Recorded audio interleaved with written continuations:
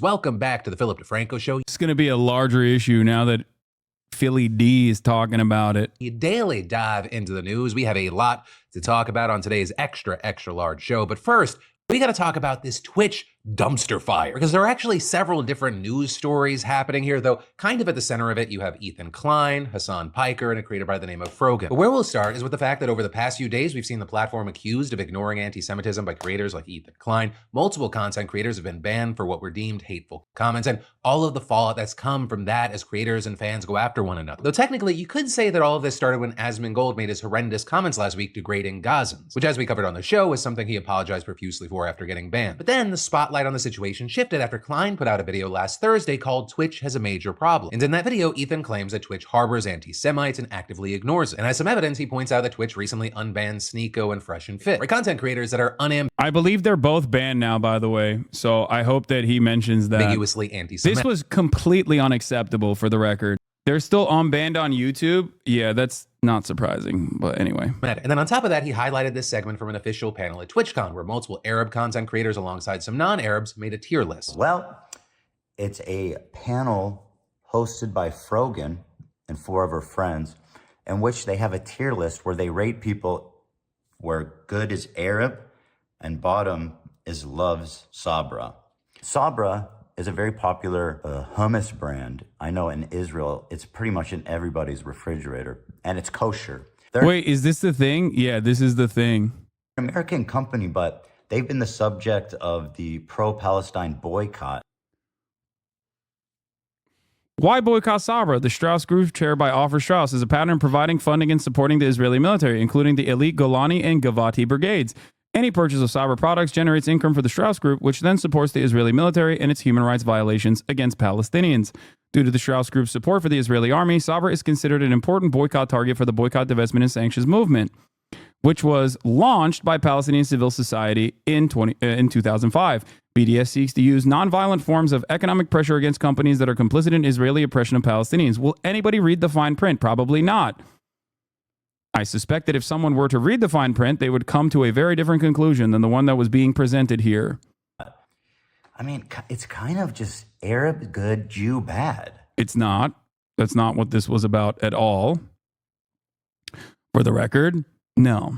It's no different than someone talking about who's valid in black culture. If you had a bunch of black content creators who made a tier list, okay, and at the top of the tier list was invited to the cookout, and at the bottom of the tier list was puts raisins in potato salad. That is exactly that is exactly what this is. It literally had Michael from Pennsylvania at the bottom tier list, as in it had nothing to do with Judaism whatsoever. But they aren't all one race, though. What do you mean? How is it not? But they all aren't one race, though. You know, the panel that put that together also had a Arab Jew from Lebanon.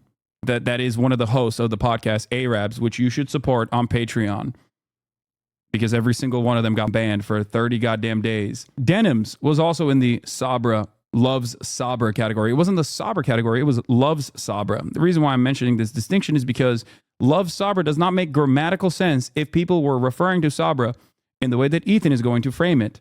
Loves Jews born in Israel is what he's going to say. It was something that I didn't know either, by the way, and I learned about this since this drama occurred. And I'm having a hard time seeing this any other way. And what's crazy is that I've been suspecting that Twitch has an anti-Semitism problem. Obviously, it started with Hassan platforming Houthi terrorists and showing unfettered terrorist propaganda on his channel. And then along with that, yeah, that was really the unfettered terrorist propaganda in that channel is showcasing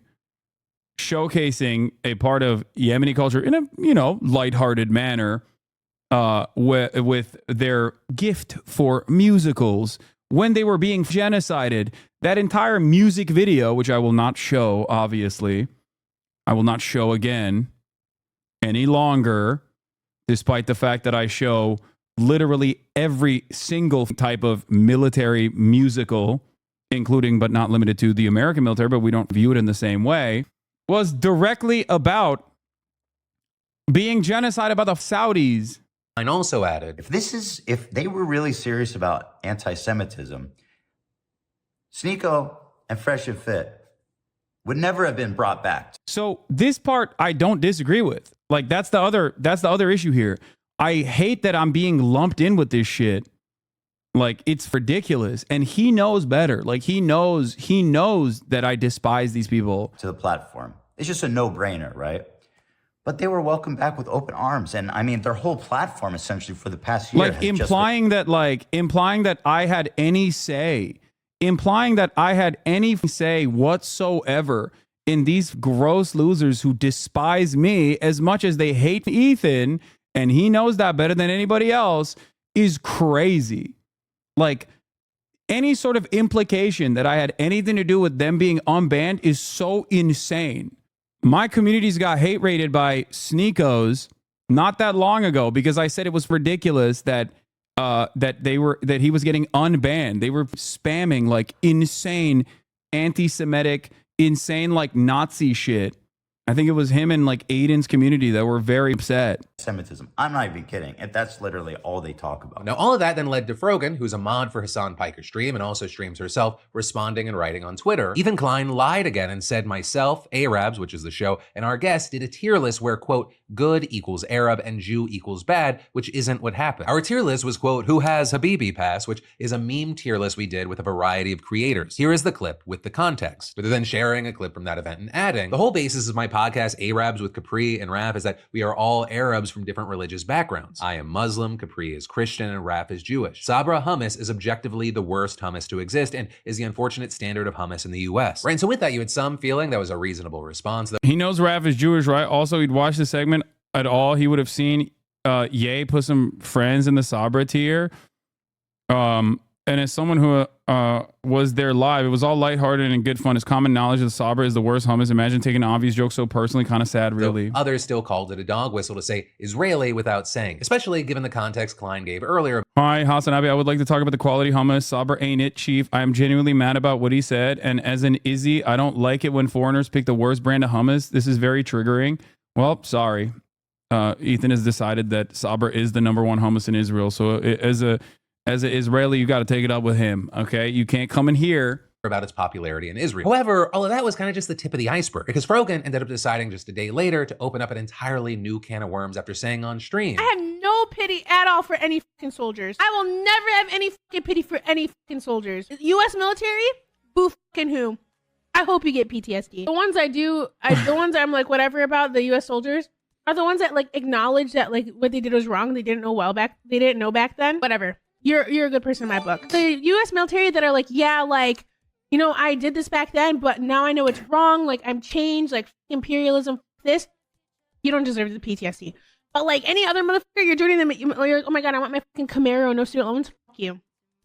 I hope you get PTSD, and I hope you get no health insurance when you get back. In terms of me saying Ethan is now considering Sabra to be the only hummus coming out of Israel, that was a joke before people clipped the first part out of context, by the way, and then falsely, nefariously say, Hassan is never watching my videos, blah, blah, blah, blah, blah. Like, okay, that was a joke.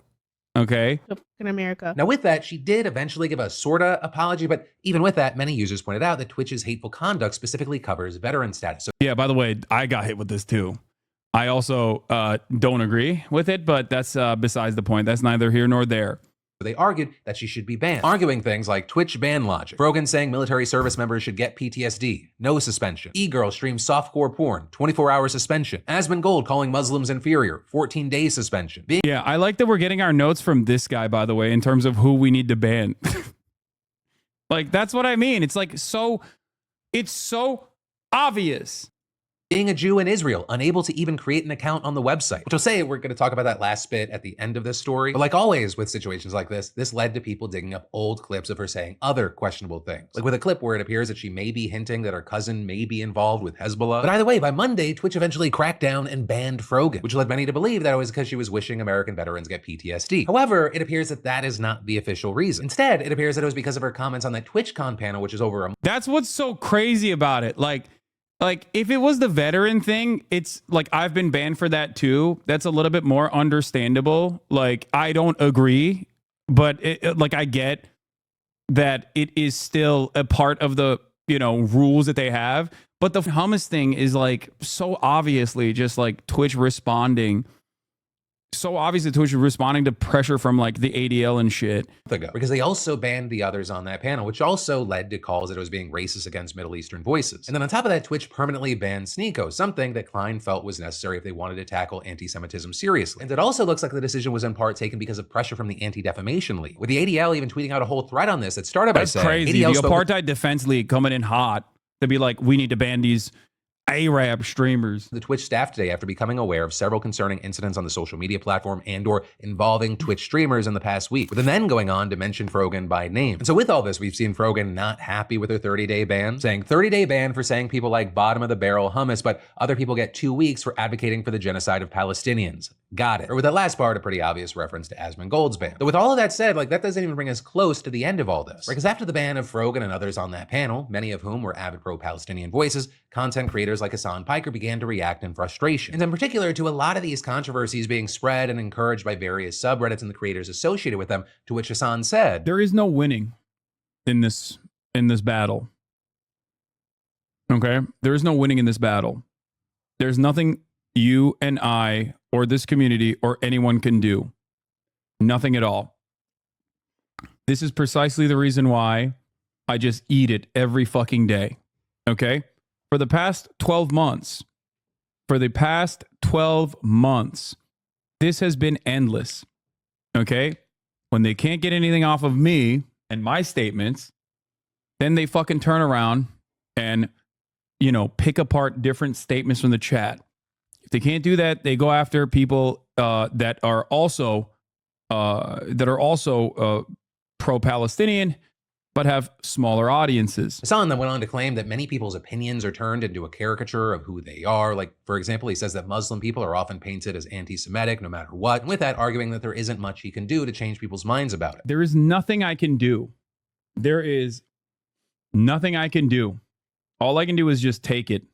Just like all Capri Sun Poppy and Frogan and everyone else that's getting banned in this mass ban wave, that all they can do is take it. But then at almost the exact same time Hasan was making these statements on his stream, Klein was also streaming, with most of that criticizing Twitch for having an anti-Semitism problem, right? Talking about the recent unbans and criticizing people like Hasan for letting it become commonplace on Twitch. And among his problems with Hasan is that he's promoting this guy from Yemen who many think, Klein included, I'm not promoting this guy from Yemen, okay? If you ask me, a 19-year-old from Yemen has withstood genocide, I am going to say the truth. Yes, a 19-year-old from Yemen has definitely experienced a genocide. I interviewed him 10 months ago, and people consistently come back to me and try to address that interview over and over again. It's kind of wild that, like, Asmongold has demonstrated more growth in this process than anybody else. It's crazy. He said the most, like, unimaginable shit, and then he was like, I'm learning from my experiences. I'm gonna take the time out to be a better person. I'm gonna clean my house. And then he moved on. Is actively involved in Houthi piracy. So this is others argue that at the very least he's just a guy that is extremely anti-Semitic. Klein also blasted Hasan and others because of clips like this. I think like anyone who does our general job, and especially someone like him who... Oh, shit, Felix! Gonna be on the broadcast tomorrow. Possibly to clip farm a little bit more to get on Philly D again. I only make $3 million a month. I'm middle class. He makes $30 million a month. Stop anti-Semitism. Twitch CEO Dan Clancy has enabled anti-Semitism to spread like cancer on Twitch. His top revenue earner, Hasan Piker, is rumored to earn a 7-figure multi-million-dollar salary while pushing anti-Semitic pro-terror content under Dan Clancy's watch. California Police Department, please look into this. Report him to the FBI. All right, let's finish Upper this. middle class. And then I'm going to He's get to upper middle class. And it's like, we won the lottery. Why are you bitching about the... This motherfucker says you are rich, so why do you care about anti-Semitism? Also, like, Hasan is as rich, like probably as rich as I am. Let's be honest. He downplays his wealth. He gets like the same concurrent viewers as we do, and he collects all the money straight to... Wait, dog, that's crazy. First of all, I do not downplay my wealth at all. And secondly, no, we are not in the same category of wealth. That is wild. I'm really well off. But, you know, there's levels to this shit, man. What is this?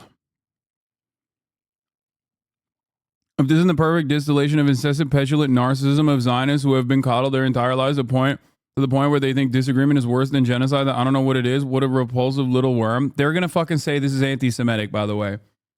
Like, people are immediately going to be like, that's anti-Semitic. You said a Jewish man is a worm. You said he's a Zionist. And I'm just letting you know, I'm sure that they've already fucking ran the table here. Felix's response, oh my God, this guy makes like $7 trillion a year selling Dora the Explorer clothes. Buy an F-16. You're so anxious, Christ. There's a reason why he has his comments turned off. And that's something that I tried to explain to Ethan way back in the day, which is that it's not just my community. It's how you are presenting yourself through these treacherous waters. If your sole focus when Israel is doing a complete genocide in Gaza, if your sole focus revolves around, that people are saying you're a Zionist and how Jewish Voice for Peace is like akin to tokens, like a Candace Owens or something. Yeah, people are gonna mistake you. People are going to assume that you are a Zionist. To the dome himself. Okay. So like the same logic, just say, hey, son, why are you getting so worked up about Gaza, man? We won the lottery. You're rich, dude. Just chill. Yeah. Okay. Great. That's a great question. Yeah. Because my tax dollars are directly funding and facilitating this genocide. There is no way you are comparing people saying that you are a Zionist to the genocide in Gaza. That's incredible, dude. And I'm not saying that Ethan has not experienced anti-Semitic vitriol throughout this process. Of course he has. Non-fucking stop, as a matter of fact. There are plenty of garbanzo dipshits out there who have non-stop. He's experienced anti-Semitic attacks before Israel decided to do another endless siege on Gaza.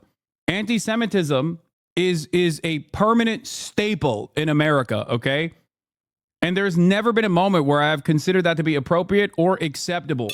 Like, what a pathetic fucking response. And honestly, I mean, for this part, it kind of just goes on and on from there because they're doing all these during live streams. We're talking about tons and tons of hours. I'll link to it down below. It's just something we can't cover point by point in this show. So if you want to do an even deeper dive, you have the tools at your fingertips. But then, as I promised I would come back and touch on, something that many people have pointed to as proof that Twitch was being anti-Semitic is the fact that Israelis weren't able to sign up to the site. Right? Among others, you had political commentators like Destiny bring this up, and also Twitch said that it fixed it shortly afterwards, saying when signing up for a Twitch account, you can select an account verification method, email or phone, for added protection. Following the October 7th, 2023 attacks, we temporarily disabled signups with email verification in Israel and Palestine. And going on to claim we did this to prevent uploads of graphic material related to the attack and to protect the safety of users. But Twitch then going on to say that not letting users sign up with an email later on, that was a mistake and just an oversight and that it's fixed now. So this, as you might have noticed, there was a big community note on that. With that note claiming that Twitch's explanation is not true and that even phone verification signups weren't working. But with now all of that said and as things continue to play out in real time, I gotta pass the question off to you.